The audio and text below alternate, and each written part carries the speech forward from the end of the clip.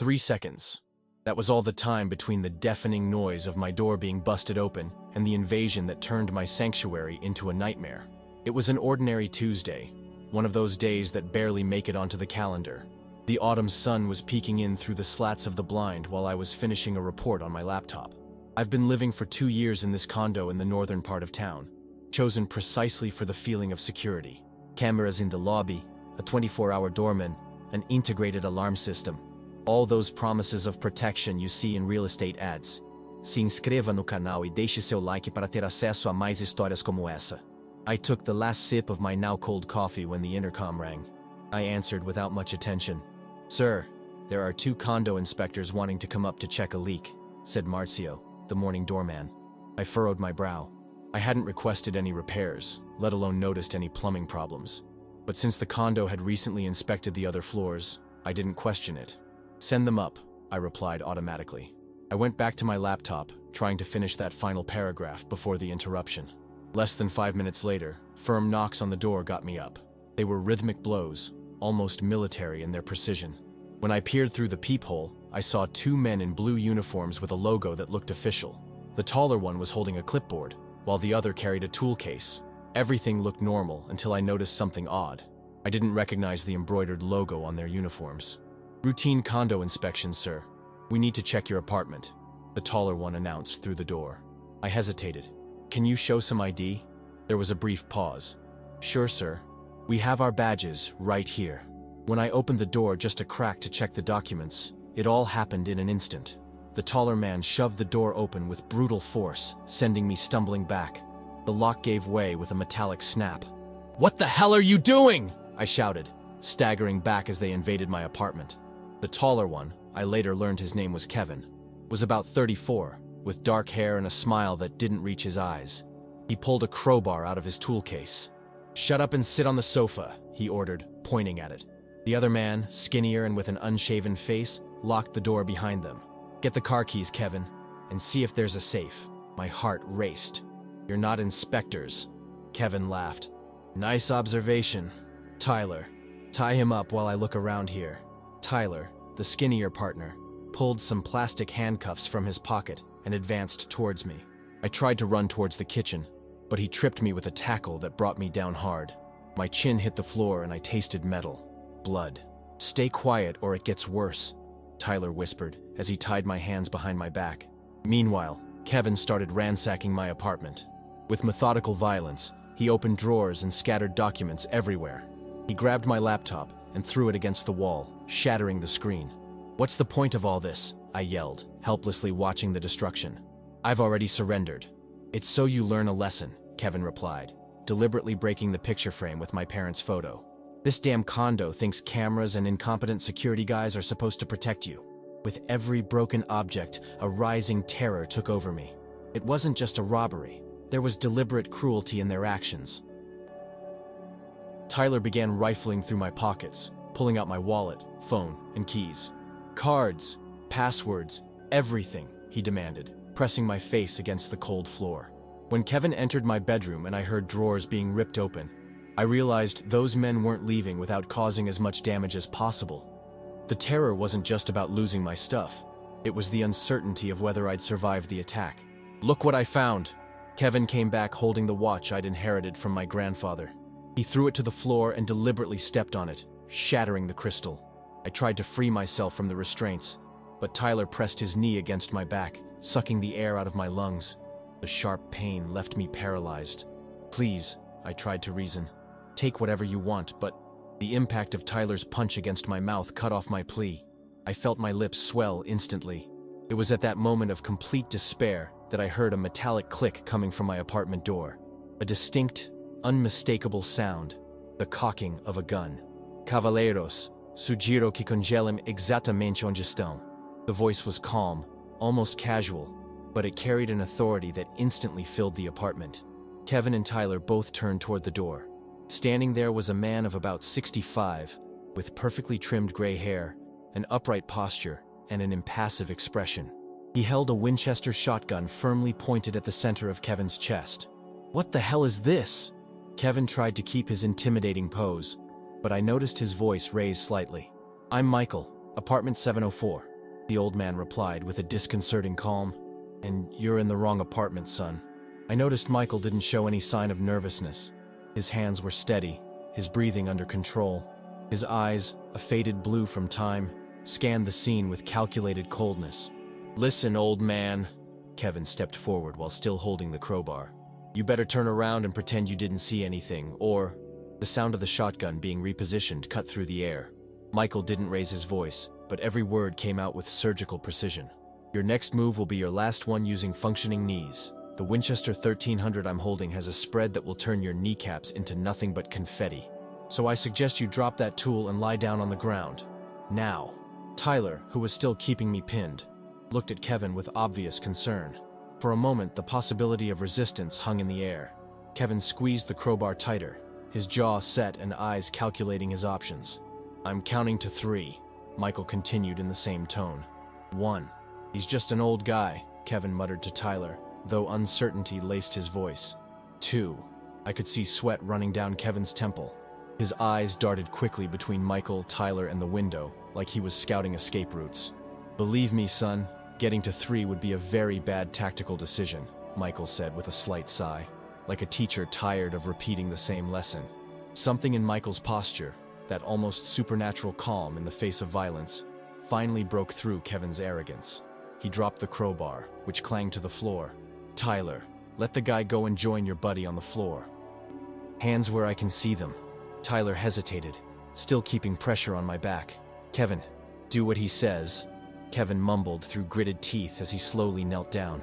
When Tyler finally released his weight from me, I tried to clamber up awkwardly, still tied up behind my back. The apartment, once my safe haven, now resembled a battlefield.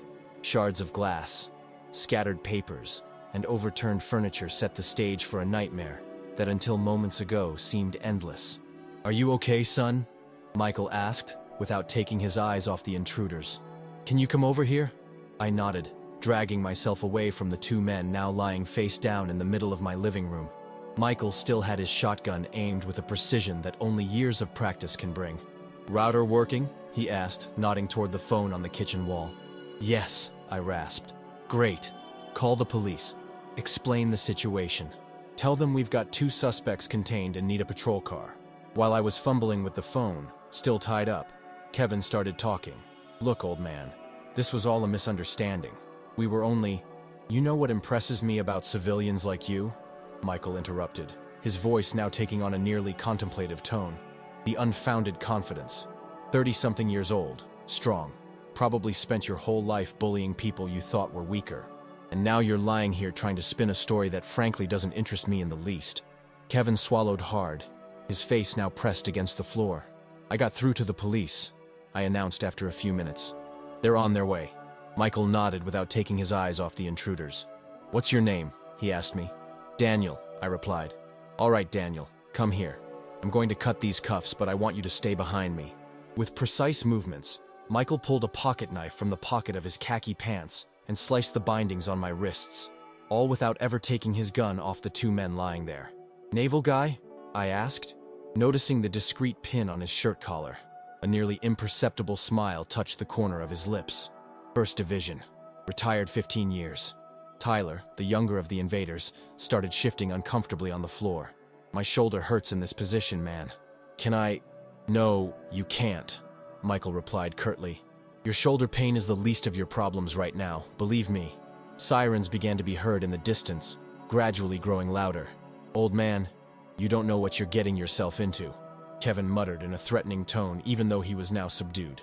We have friends. A lot of friends. We know where you live. Michael didn't reply immediately. Instead, he tilted his head slightly as if he was considering something interesting. Then, with a fluid movement that belied his age, he stepped forward and positioned the barrel of his shotgun just a few centimeters from Kevin's head. Let me explain your current situation in terms you can understand, Michael said with a terrifying clarity. I spent 27 years serving in conflict zones where threats weren't just made, they were carried out. I survived 3 wars not by luck, but because I was always one step ahead.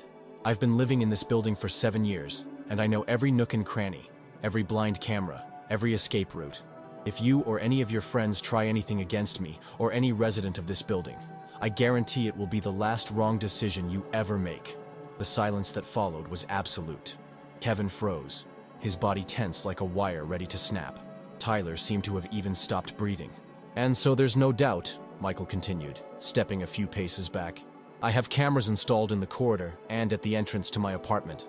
Military grade, not those supermarket trinkets. They record continuously and send a backup to a secure server. Your faces, voices, and fingerprints are already on file." The sirens were now so close that they were probably right at the entrance of the condo. Michael remained firmly in place, his shotgun steady without the slightest tremor. The minutes that followed felt endless. Finally, firm knocks on the door announced the arrival of the police. "Come in," Michael said loudly. "Situation under control." 2 officers entered with their weapons drawn, quickly assessing the scene. One of them, Officer Romero, according to his badge, looked surprised to see Michael. "Sargento Santiago, is that you?" Michael nodded almost imperceptibly. "Hey, Romero. I found these 2 gentlemen doing some unauthorized remodeling in Daniel's apartment here." Officer Romero couldn't hide a brief smile before returning to his professional stance. "I understand. We'll take it from here." As the officers cuffed Kevin and Tyler, I noticed how Michael's expression remained impassive. There was no adrenaline, no lingering fear, not even satisfaction. Just the calm of someone who had done his routine duty. "How did you know?" I asked when we were finally alone again, as the police led the invaders out. "How did you know I was in trouble?" Michael finally lowered his shotgun, checking the safety mechanism before carefully placing it against the wall. "Thin walls," he replied simply. "And I have trained ears when it comes to telling normal sounds from problems. When I heard your door being forced, I knew something was wrong. But you could have called the police directly. Why risk it?" Michael looked at me with those blue eyes that seemed to analyze everything in seconds. "Between the call and the arrival of the patrol, they would have had enough time to cause irreparable damage to you and your apartment. Besides," he paused almost imperceptibly, "I don't like seeing defenseless people suffer when I can do something about it." One of the officers returned to the apartment. "We need your statement, sir. And yours too, Sargento." "Of course," Michael replied, his posture automatically reverting to military formality. "Daniel, I'll be in 704 when this is all over. Drop by if you need anything." As he walked away, I noticed something I hadn't picked up on during all the tension. Michael was wearing slippers. The man who'd just faced off with 2 armed criminals with the calm of a field commander was wearing his house slippers. The hours that followed passed in a confused blur. The police photographed my devastated apartment, collected fingerprints, and took my detailed statement. Sitting on the only intact corner of the sofa, I watched as uniformed officers turned my personal space into a crime scene. "Sir, I need you to confirm these items," one of the officers said, showing me a list of objects recovered from the car parked a few blocks away, apparently the vehicle Kevin and Tyler had used. Among the recovered items were wallets, documents, and electronics that clearly weren't mine. Seeing those items drove home a disturbing realization. I wasn't the first victim. "Has this happened to other people?" I asked the female investigator in charge of the team. She hesitated briefly before answering. "We're investigating a series of similar events in the metropolitan area. Men posing as condo employees, service providers, or delivery folks in order to gain access to apartments." An older officer stepped forward. "Your neighbor gave a pretty clear statement. Do you know Sargento Santiago well?" "Michael? Not really. I only see him in the elevator," I confessed. The officer smiled slightly. "Well, he knows the system.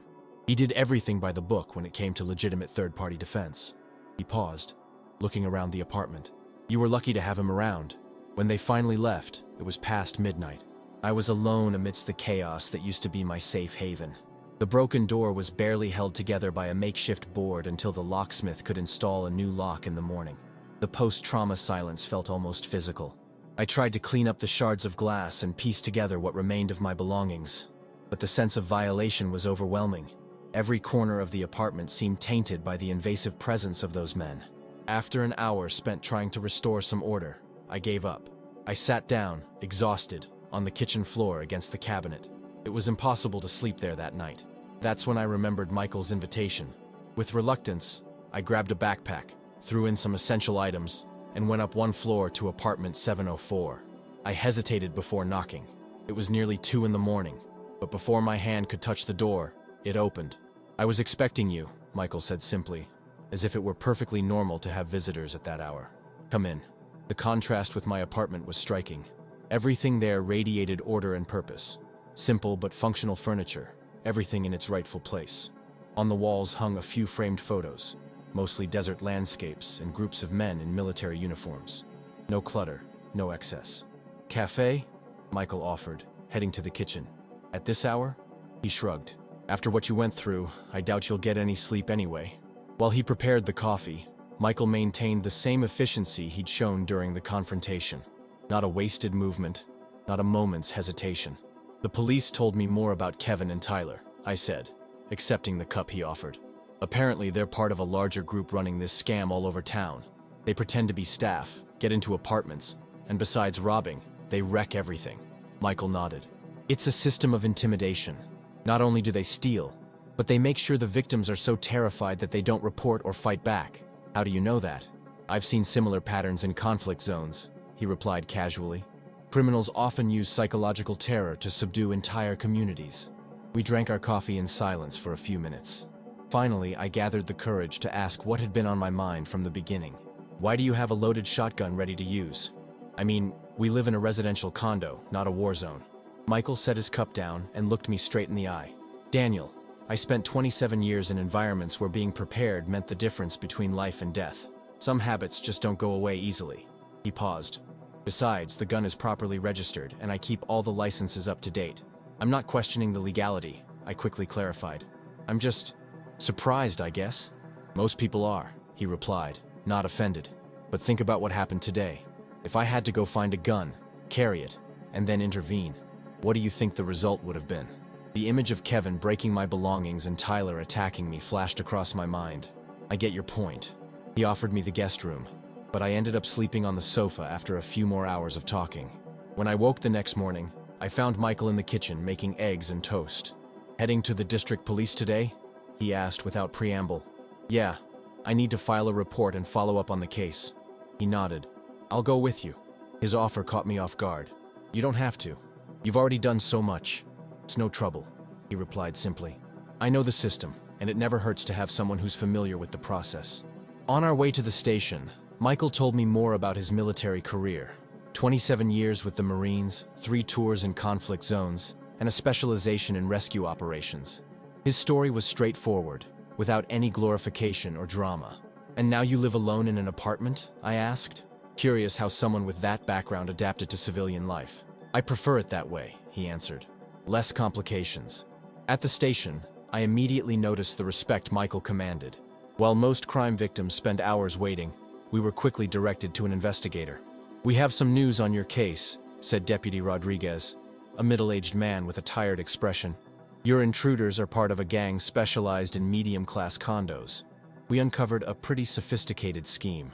He opened a folder and showed us photos of several men, including Kevin and Tyler. They take turns playing different roles: fake delivery men, internet technicians, inspectors. The goal is always the same: to target residents who live alone, study their routines, and then strike. A chill ran down my spine. "How long were they watching me?" "Probably weeks," the deputy answered. "We found detailed notes about your schedule in their car." Michael, who had been quietly observing everything, finally interjected. "And what about the accomplices?" Kevin mentioned friends. The deputy looked at Michael with a mix of respect and caution. "We're investigating other connections. One of the suspects has already started cooperating in exchange for a lighter sentence." "Tyler," Michael deduced. "Exactly. We've identified at least 3 more active members in the scheme." As we left the station, I felt an even heavier weight on my shoulders. They watched me for weeks. They knew my schedule, my routine. Michael briefly placed his hand on my shoulder. "That's over. They're in custody, and you're safe." "How can I be sure?" "The deputy just said there are others." He stopped and stared at me with that characteristic intensity. "Because now they know you're not alone anymore." In the days that followed, my apartment slowly returned to normal. The door was replaced with a reinforced model featuring a triple lock. I installed an alarm system connected directly to a security center. But the real change was in my perception of the space. A week after the incident, Michael knocked on my door carrying a small box. "Communication system," he explained, showing me a device similar to a walkie-talkie. "It works even if they cut the power or the internet in the building. Keep it close." "Do you really think they might come back?" I asked, anxiety creeping in again. "No," he replied firmly. "But being prepared takes away the fear of the unpredictable." Gradually, we established a routine. Breakfast on Fridays in my apartment. Occasional dinners at his. Michael was never much of a talker, but his quiet presence gave a sense of security that no electronic system could provide. 2 weeks later, while checking my mailbox, I found an official letter from the courthouse. Kevin and Tyler's trial was set for the following month, and I was expected to testify. That night, I couldn't sleep. The thought of facing the men who had invaded my space and my life brought back the terror of those hours. Around 3 in the morning, the communicator Michael had given me beeped lightly. "Nightmares?" came his clear voice despite the hour. "How do you...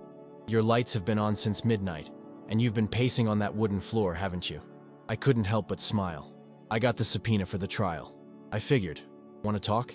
15 minutes later, we were in his impeccably organized kitchen again, both holding cups of tea. "I don't know if I can face them again," I confessed. "Every time I close my eyes, I see Kevin breaking my stuff, feel Tyler's hands holding me down." Michael listened silently, his face unreadable yet focused. "You know what I learned in 30 years of service?" he finally said. "Fear grows in the dark and shrivels up in the light. Facing these men in court, protected by the law and surrounded by authorities, is the best way to exorcise the terror they planted. Will you do it with me?" I asked, surprised at how vulnerable I sounded. "I'm going to be by your side through it all," he replied without hesitation, "just like I was at your door."